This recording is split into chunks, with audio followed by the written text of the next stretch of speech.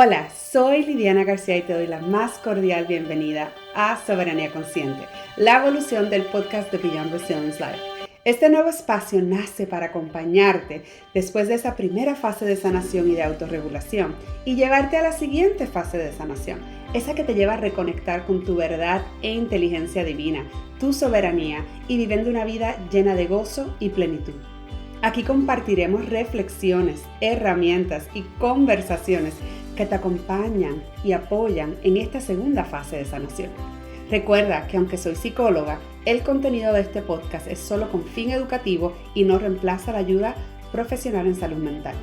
Estoy muy emocionada de que estés aquí conmigo, así que comencemos.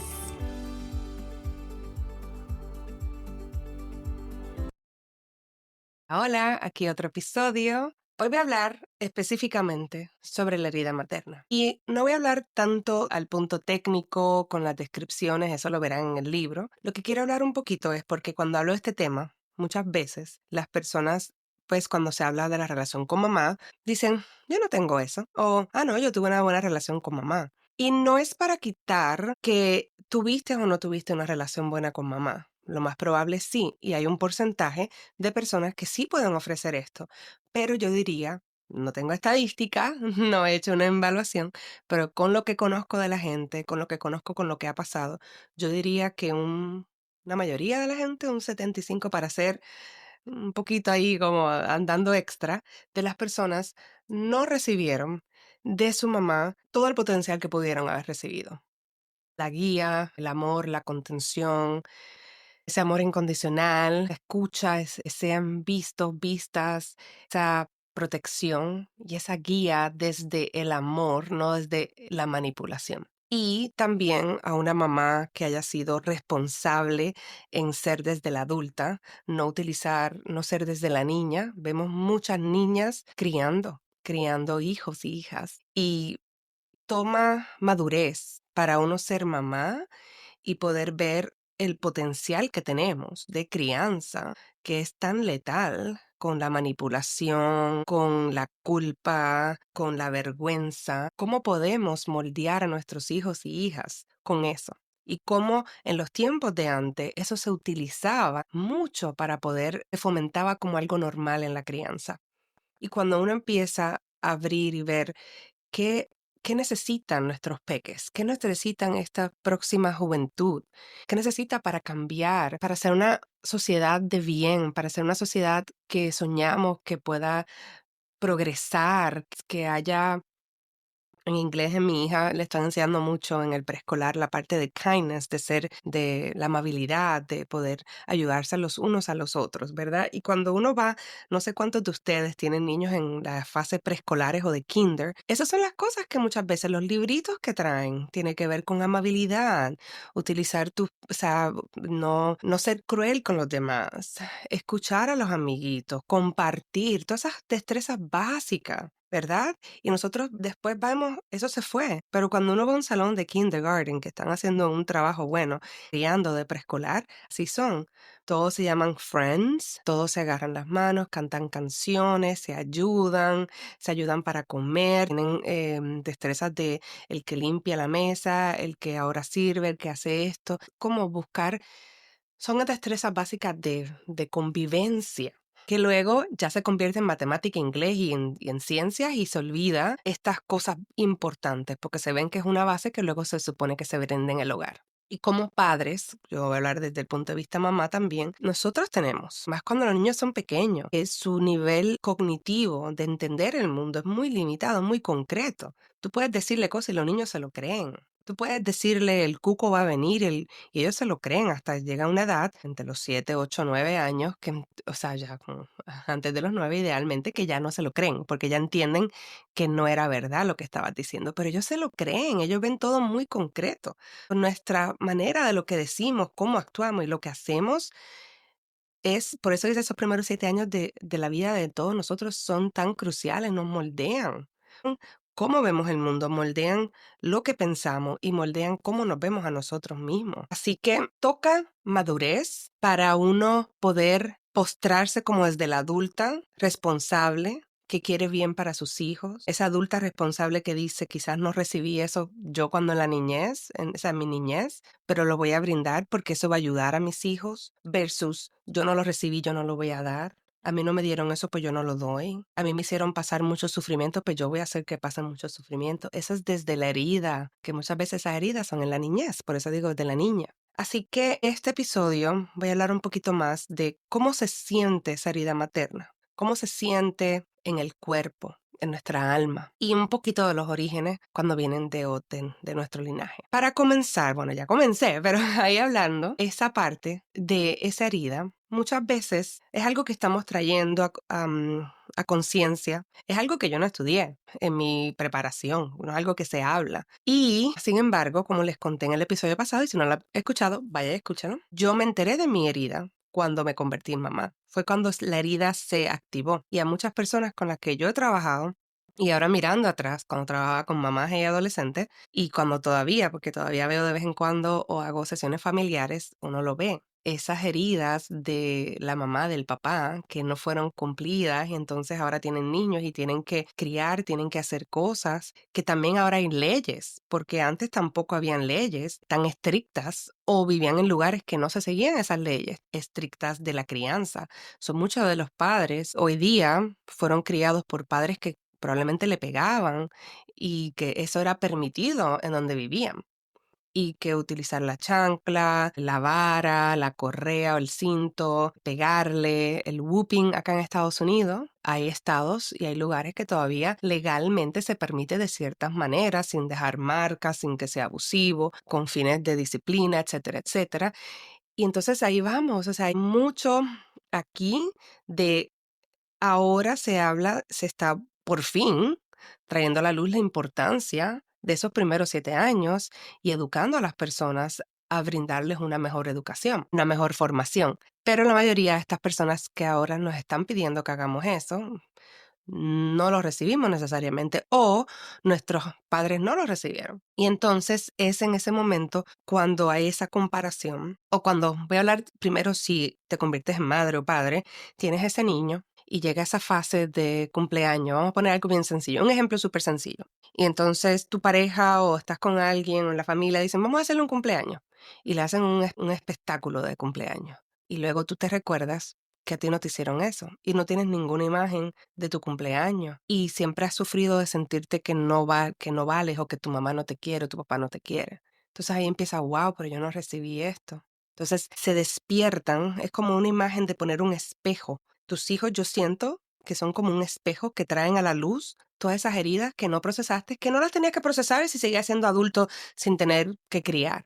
Claro, estas heridas salen de otras maneras. También salen en el trabajo, cuando no recibiste la promoción, pero sí se la dieron a la persona que acaba de comenzar, o cuando tienes una pareja que no te mira, que no te escucha, o cuando alguien en tu familia hace algo y te recuerda de nuevo que no vales. Ahí cualquier persona se puede convertir en un espejo. Yo lo que siento es que los niños se convierten casi en un espejo con crack, porque es intenso y uno está criando todos los días. Uno no puede decir pausar el tiempo con un poder y decir, espérate, déjame ir a trabajar. Por eso veo esos memes de mamás que están en la cocina teniendo, como le llaman, una crisis existencial, un meltdown, y están llorando y viene el niño y le pide que les peten el sorbeto, bueno, el straw, que hay miles de maneras para decirles y no la sé en tu país cómo se dice, es el coso plástico para poder chupar para una bebida, un jugo o algo. Y la mamá tiene que como que parar, salirse como que shake it off, le abre la bebida, el niño se va y ella vuelve a llorar. Es como que no tenemos tiempo, cuando estamos criando niños, muchas veces no hay tiempo ni para nosotros procesar nuestras emociones. Así es como, o sea, se siente con una punzada en el corazón, como que, wow, o un recuerdo, yo no recibí eso, o, oh, wow, a mí no me dieron ese abrazo, o no lo tuve, o a mí nadie me ha dicho que yo valgo, nadie me ha visto. Y la persona que yo quería que fuera mi mamá, pues cuando somos pequeños, esta es otra parte importante de traerla. Cuando somos pequeños, nosotros vemos a nuestros padres, a las personas que nos están cuidando, como casi unos dioses. Mientras vamos creciendo va cambiando y lo ves más como humano y hasta puede convertirse como hasta verlo como tu enemigo o enemiga, ¿no? Pero cuando eres bebé chiquitito, tú ves a esa madre, esa padre y tú lo que quieres es darle todo. porque son tu fuente de todo, de comida, de protección, de amor, pero es todo. De ahí es donde, o sea, dependes por completo de ellos. Y mientras vas creciendo, de nuevo, lo vas poniendo más como que son humanos, también hacen esto, le puedes coger coraje. Pero esa parte de nosotros poder ver y decir, uff, oh, wow, eso era no normal. Puede ser que estés teniendo una conversación con alguien y digas, sí, pero cuando yo era pequeña, esto, y uno diga, oh, espérate, yo no tengo recuerdo de mi niñez. ¿Por qué no tengo recuerdo de mi niñez? Y después te metes a Instagram o a TikTok y dices, si no tienes recuerdo de tu niñez es porque tuviste una niñez difícil o traumática. Y uno, espérate, tengo otro trauma aquí. Es así que se empieza a descubrir. Es cuando uno está en momentos, porque somos adultos, pero aunque seamos adultos, como quiera necesitamos a mamá. Y son esos momentos de dificultades en la vida, nuevas transiciones, un bebé que nace, una transición, una enfermedad, que uno dice, yo quiero a mi mamá, yo quiero a esa persona que me brinde ese amor y ese cariño. Y es muy interesante porque en esos momentos es que te das cuenta que no lo tuviste, o que no fue suficiente, o que no lo pudiste recibir. Y muchas veces no tiene palabras, no tienes palabras, simplemente se siente cuando ves algo y te duele de no haberlo vivido. Algo importante es que esa herida no comenzó con nosotras o con nosotros. Esto es algo que grandemente, uno de los primeros capítulos del libro va a ser sobre esto, sobre cómo la parte ancestral, generacional, porque aquí, y por eso digo que mayormente yo diría un 75% o más, han experimentado cierto nivel. Esto no es que todo el mundo tiene la misma herida, ¿verdad? Un cierto nivel de no haber podido recibir de su mamá, porque hay veces que no se podía. Si vivimos en un mundo patriarcado, capitalista, donde las mujeres son vistas como menos y donde ellas necesitan, o sea, no pueden recibir unas cosas y si es una madre soltera o algo así, tiene que trabajar 2, 3 trabajos para poder pagar la renta donde está viviendo y la alimentación de sus hijos. Y una de las cosas que imagino que es uno de los dolores más horribles de una mamá es no poder alimentar a sus hijos, verlos pasar hambre. Y eso debe ser horrible, y muchos de nuestros antepasados han tenido eso. Entonces también yo trabajando con inmigrantes, muchos de los inmigrantes cuando se mudaban a Estados Unidos, lo que querían brindarle a sus hijos eran mejores oportunidades, porque venían de situaciones precarias o que estaban cerca a que los podían matar o que no habían oportunidades para que se progresaran y salieran de hacer cosas que ellos no querían que sus hijos hicieran, como labores domésticas o cosas así o de construcción. Y ese fue el principal objetivo. Pero se mudan entonces a ciudades que son muy caras, que requieren que aunque hay mucho trabajo, como quiera requiere trabajar mucho para poder pagar y costear esa vida. Entonces hay madres que simplemente no pudieron. Y estamos en un mundo que queremos ver a todo el mundo igual, no queremos crear leyes y cosas que tengan que ver más con la equidad, o sea, con cómo balancear esto, ver cuando alguien necesita un poco más de apoyo. No, no es así, es un mundo que todo el mundo las mismas oportunidades, no importa que tengas 2, 3, 4 hijos, no importa que estés enfermo, como quiera tienes que pagar la renta, ¿no? Y entonces, si vas a los sistemas, está la parte ancestral de que quizás tu mamá no lo pudo recibir de su mamá, y así sucesivamente. Y entonces, claro, también están los casos de verdad de personas que terminan huérfanos porque papá y mamá murieron o papá y mamá se fueron y los dejaron o los dejaron en un centro, los dejaron con alguien. Pero en general está este término de orfandad, como que la mayoría de nosotros tenemos un cierto, pensando en inglés, degree, nivel de orfandad, de sentir que no pudimos recibir de nuestros padres o figuras maternas. Voy a hablar de la mamá aquí, pero también de papá. Eso es otro tema grandísimo. Lo que necesitábamos. Muchas veces teníamos mamás presentes físicamente, pero no estaban idas porque ya en ese momento ya no podían más con su vida, todo el trabajo. O teníamos mamás que no podían estar presentes porque tenían 2, 3 trabajos. O así sucesivamente. Y todo eso lo hemos cargado generación a generación. Y es algo que se hereda no solo a nivel emocional, sino también en nuestro cuerpo, porque nuestro cuerpo guarda memorias. Quizás alguien te da un abrazo y ahí te guarda, te destapó la memoria de, wow, a mí nunca me abrazaron así, mi mamá nunca me abrazó, en mi casa no se abraza, en mi casa no se dice te amo, te quiero, en mi casa no nos damos besos. El lenguaje es más bien de servicio, te preparo la comida y te puedo hablar como que en fuerte para que te bañes y te cuides y hagas esto, pero así la mamá brinda el amor, porque así lo recibió o no o ni siquiera recibió eso. Pero entonces ahora uno está abriendo los ojos y mira todas las cosas que son ideales para nuestra salud mental y uno dice, pero yo no recibí eso. Y a veces no es solo tu historia la que duele, es la de la abuela, es la de tu bisabuela y de todas las mujeres que no pudieron amar como querían porque nunca fueron amadas como necesitaban. Y esta parte es importante, porque muchas de ellas quisieron poder brindártelo, pero no podían por circunstancias de la vida. Otra cosa que es importante hablar es que no es echarle la culpa a mamá. Y aquí viene algo que no voy a entrar muy de lleno, pero que pasa mucho cuando se habla de las heridas maternas o se habla de lo que no recibimos de mamá, se tiende entonces a ir a culpar. Mi problema es por mi mamá. Y aunque hay veces que tuvo mucha influencia, también vivimos en un mundo que tendemos a culpar todo a la mamá. Y ahora que soy mamá, lo puedo sentir. Tenemos tanta responsabilidad sobre nosotras y no se habla necesariamente del papá, te hablando de la mamá, la figura materna, femenina, mamá. Y entonces, por eso yo trato de aquí hablar un poquito de cuando estás yendo a sentir coraje y echar la culpa a mamá, notar que estás hablando desde la herida y que es válida, pero luego cómo moverte de ahí, porque no necesariamente eso te va a ayudar a quedarte ahí. Tampoco el rechazo a la mamá. Rechazo no quiere decir establecer límites, no compartir con ella. Eso hay veces que es muy importante, dependiendo de cada relación con mamá. Pero ese rechazo de ella no es mi madre, ella no fue la que o sea, yo no tengo madre. Esa parte de, y cuando lo digo, wow, aquí me activo porque ese rechazo, lo que se rechaza persiste y desde el punto de vista de las constelaciones, wow, ahí ya estás creando algo. Eso va a pulsar porque lo que se rechaza va a querer ser incluido y va a luchar para ser incluido. Así que mucho ojo y cuidado cuando vamos a esa parte de rechazo. Y de nuevo, es normal tener como que, ay, no quiero estar ahí o lo que sea. Y cuando se establecen límites con mamá, igual. No desde yo no tengo mamá, es más bien yo amo a mi mamá o ella es la mamá, pero yo necesito tener mi espacio para mi bienestar, para mi salud mental. Pero mucho ojo cuando se busca desde ese rechazo. Y esto es súper complejo y difícil cuando mamá rechazó a uno. Eso es otro tema, pero para que vean. Y tampoco es patologizar. Sé que y en el libro hablo del narcisismo y en muchos libros se habla de la mamá narcisista y todo.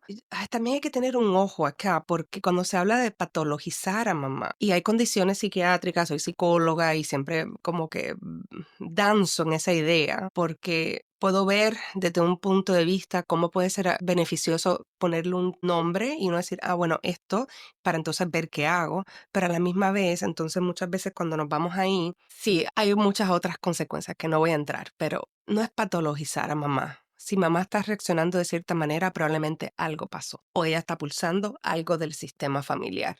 ¿Qué sí es?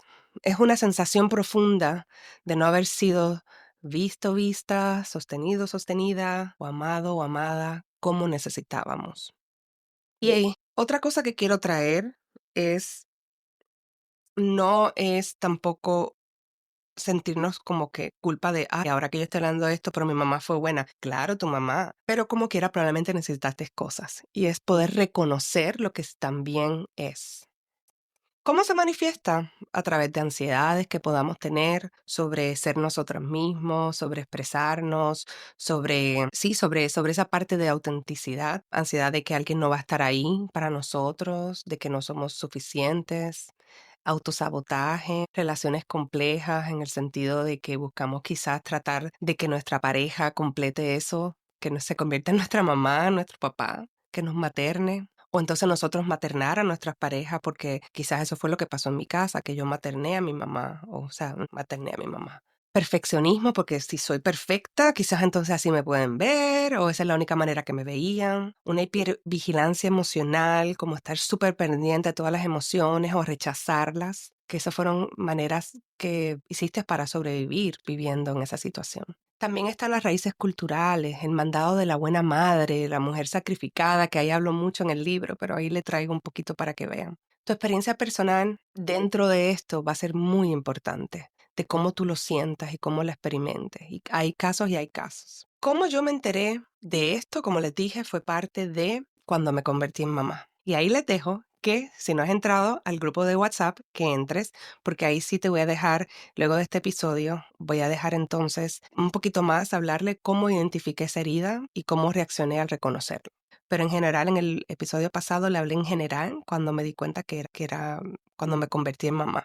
Y cierro con esto. Sanar esta herida no es negar a mamá, es recuperar lo que tu alma quiso y sigue esperando. Y sanarlo es desde la adulta, desde la capacidad de ahora sí yo puedo rematernarme, recuidarme. y conectar con algo, también permitirme recibirlo porque hay muchas personas que decimos queremos, queremos, queremos y cuando alguien o algo nos quiere brindar esa contención, ese amor, esa guía, esa protección, nos cerramos. Y es importante también ver cómo perpetuamos estos patrones que no lo hacemos de manera necesariamente consciente para hacernos daño, pero pueden ser patrones inconscientes de perpetuar lo que es para entonces, porque es lo que conocemos. Es lo que conocemos y pues lo que conocemos se siente mejor para nuestro sistema nervioso que hacer algo nuevo, aunque lo nuevo sea beneficioso. Así que con eso les dejo. Recuerden, entren al grupo de WhatsApp si no lo han hecho. Ahí van a poder también acceder porque tengo una carpeta en Google Drive que pueden acceder los audios anteriores y las cosas anteriores para seguir aquí explorando un poquito más. Gracias por estar conmigo en este viaje y nos vemos pronto.